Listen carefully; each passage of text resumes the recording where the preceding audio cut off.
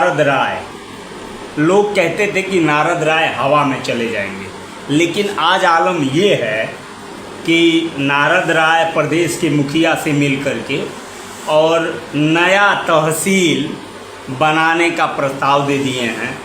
और वो प्रस्ताव जो है मुख्यमंत्री योगी आदित्यनाथ ने मंजूर कर लिया है।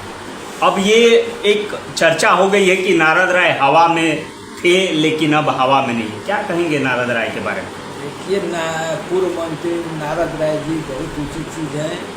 उस समाजवादी पार्टी की सरकार में थे तो उन्होंने जो काम किया ऐतिहासिक किया, और भारतीय जनता पार्टी के सरकार में आए हैं और फेफना में आज तक चितबड़वा में तहसील नहीं बना।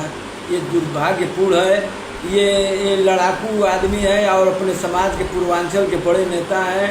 जो इसको मन है वो बोल ले, ये नहीं कहूँगा कि है, लेकिन वो अपने लोगों के लिए उनका तेवर है कि अपने समाज से जिस बिरादरी का कार्यकर्ता समाज के लोग हैं वो अपने लोगों के लिए, कार्यकर्ताओं के लिए जिस लड़ाई लड़ना होगा वही उनकी पहचान है। सरकार में रहें चाहे न रहें, उनकी अधिकारी बात सुनते हैं और अपने कार्यकर्ताओं के लिए किसी स्तर पर जा सकते हैं। वो धरना बैठना हो चाहे कहीं जाना हो, ये उनकी तेवर मैं देखा हूँ जिला पंचायत के चुनाव में कि अकेले अब अपने दम पर लड़ाई लड़े और मैं जीता जाता। मैं आंखों देखा हाल बता रहा हूँ कि वो बस चला कर लेकर आए और वो अपना वोट पोल कराए और माननीय पूर्व मंत्री ओमका चौधरी के बेटे को चुनाव जीताए। और ये पूरा इतिहास उनका है कि जिसके साथ रहते हैं, ईमानदारी से रहते हैं, वो पेट में छुरा नहीं भोगते हैं कि भाजपा का झंडा टांगे और साइकिल का वोट मांगे। ये उनके जीवन में नहीं है।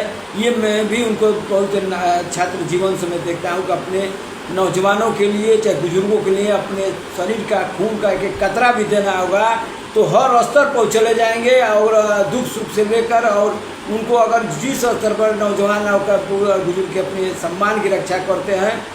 उन्होंने ठोकर का सवाल किया जिलाधिकारी महोदय से मैं देखा पेपर में ये, और नाले की खुदाई के लिए वहाँ पर बड़े बड़े नाले में जो पानी निकासी के लिए, और सबसे बड़े उपलब्धि है कि पूज्य योगी नाथ जी से मिलकर वो तहसील के लिए चित्रगा में जो बड़ी बक्सा नरही से लोग आते हैं बलिया, इससे बहुत उन लोगों का परेशानी झेलना पड़ रहा था। ये सौभाग्य है नारद राय जी, पूर्व मंत्री नारद राय जी को मैं बधाई दूंगा कि आपने जो मुद्दा उठाया फेफना के लिए, और ये मुद्दा पूरा जिले में चर्चा है कि तहसील बनेगी तो बहुत सही निर्णय है। और जो भी वो काम कर रहे हैं जनता के लिए, भारतीय जनता पार्टी कार्यकर्ता वहाँ पर, हमने तो उनके साथ एक दो दिन घुमा था कार्यक्रम में, वहाँ उत्साह है कार्यकर्ताओं में, नौजवानों में भी उत्साह है कि हमारे फेफना विधानसभा में एक लड़ाकू नेता मिले हैं और वो ईमानदारी से जिसके लिए रहते हैं, पीठ पीछे छुरा भोंकने वाला काम नहीं करते हैं। और जो वहाँ फेफना में खेल हुआ माननीय सांसद सिंह के साथ वहाँ हराने का काम वो हमारे भारतीय जनता पार्टी के नेता हराए, वो काम वो नहीं करते हैं। जिसके साथ रहेंगे वो पूरा भरपूर ईमानदारी से रहेंगे, और उनका एक कार्यकर्ता है, उनका चरित्र और ईमानदारी पूंजी है। ये अपने लोगों के लिए हर स्तर पर जाएंगे। और फेफना में मेरा पूरा विश्वास है, चाहे बलिया जिले में उनको चुनाव भारतीय समाज पार्टी से लड़े चाहे भारतीय जनता पार्टी से लड़े, मेरा पूरा विश्वास है कि उनको चुनाव लड़ना है।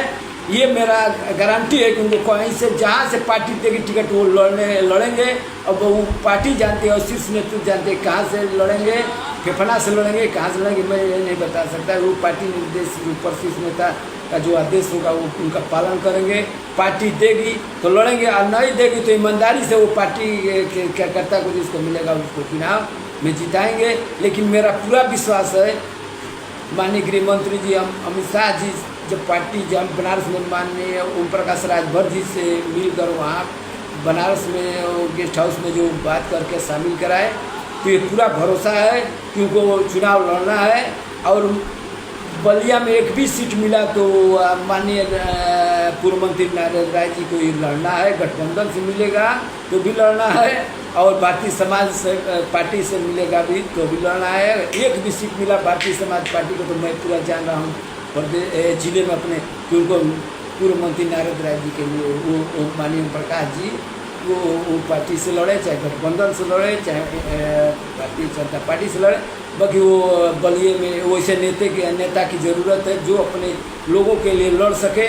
इसके लिए मैं बहुत बधाई दूंगा फेफना की जनता को कि कम से कम आपके घर के बेटे का और छोटे भाई ने ये सवाल उठाया। ये तो तहसील पहले ही बन गई होती, पिछली सरकार में ही मंत्री थे माननीय ओमप्रकाश तिवारी जी, लेकिन उनका दुर्भाग्य था कि नहीं खुलवा पाए। माननीय जोगी जी से उनका लगाव भी था लेकिन नहीं करा पाए। तो ये माननीय पूर्व मंत्री नारायण राय जी ने सवाल उठाया। आप जोगी जी महाराज जी को बधाई दूंगा कि फेफना की जनता को कम से कम चितगढ़ में तहसील खुले, इसके लिए सौभाग्य है। और फेफना की जनता को मैं बधाई दूंगा कि ऐसे जुझारू नेता के तेवर को आप लोग बलिया के पूरा जिला जान रहा है आप लोग के कि ये नारद राय क्या हैं, जिसके साथ रहते हैं, जिस पार्टी में रहते हैं, ईमानदारी से काम करते हैं।